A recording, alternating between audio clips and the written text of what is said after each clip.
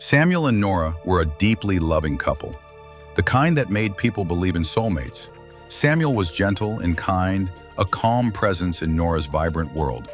Nora was strong-willed and brave, never one to look away from injustice. Their life together was simple but beautiful, filled with laughter, shared dreams, and quiet moments of love.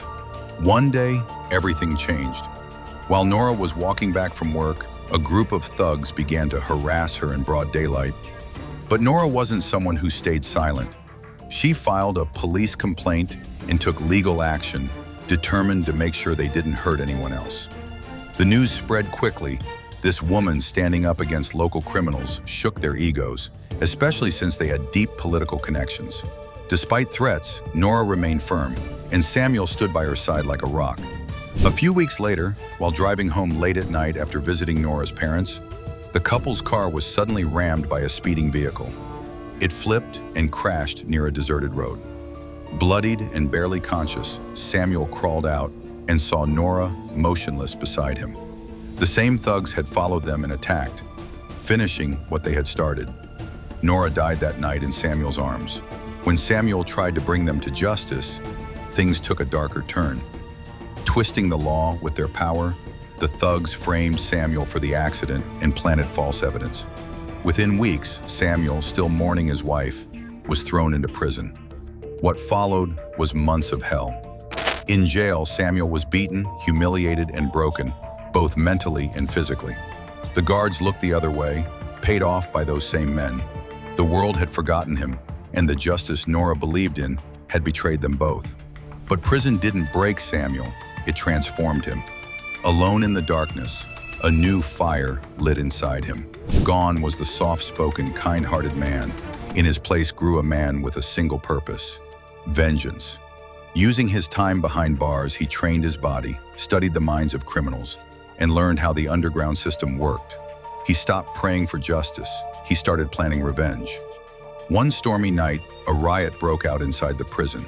It was chaos. Fires, sirens, screaming. In the smoke and confusion, Samuel escaped. The authorities declared him dangerous, but no one truly understood how dangerous he had become.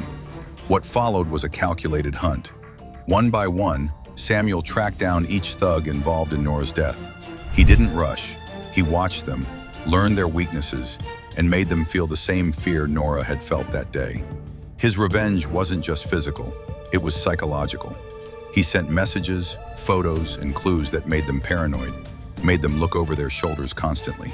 Samuel had become a ghost, silent, deadly, and unforgiving. But then came a twist he never saw coming. While pursuing one of the last men, Samuel discovered a hidden truth. Nora's death wasn't just a result of street revenge. One of the politicians backing the thugs had personal stakes. Years ago, Nora had worked on a project that exposed a land scam involving the same minister.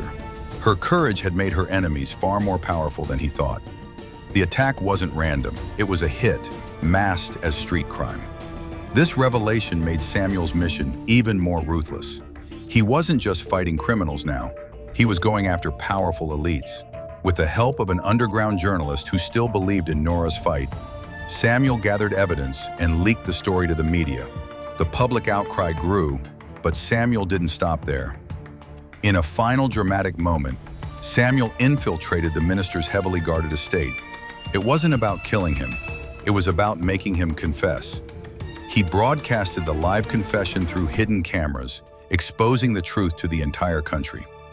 The system that once failed them was forced to act. As the police finally arrived, Samuel didn't run. His mission was complete.